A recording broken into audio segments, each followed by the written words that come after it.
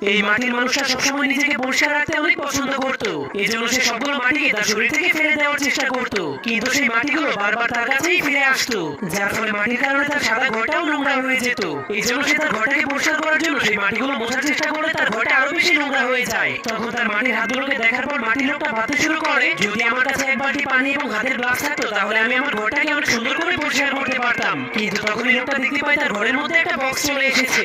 এরপর সে বক্সের ভেতর থেকে হাতের গ্লাস এবং এক বালতি পানি নিয়ে তার ঘরটাকে পরিষ্কার করতে শুরু করে দেয়। কিন্তু তার ফ্লোরে আবার ময়লা লেগে যাবে এই ভয় সে ধীরে ধীরে পিছাতে শুরু করে দেয়। এর কয়েক মিনিট পর তার পুরো ঘরটাই পরিষ্কার হয়ে যায়, কিন্তু সে হাঁটতে গেলেই তার ঘরটা আবার ময়লা হয়ে যাবে। এজন্য সে ভাবতে শুরু করে, যদি তার কাপড়ের জুতা থাকতো তাহলে তার ঘরটা আর নোংরা হতো না। যা ভাবার পরেই সেখানে আবার একটা জুতার বক্স চলে আসে। এজন্য মাটির লোকটা তার ঘর নোংরা হয়ে যাওয়ার ভয় সেই কাপড়ের উপর দিয়ে হাঁটতে শুরু করে দেয়, কিন্তু তখনই ব্যালেন্স হারিয়ে ফেলার কারণে সে নিচে পড়ে যায়। এরপর সে ওঠার চেষ্টা করলে দেখতে পায় তার ঘরটা আবার নোংরা হয়ে গিয়েছে। এজন্য সে অনেক রেগে যায়।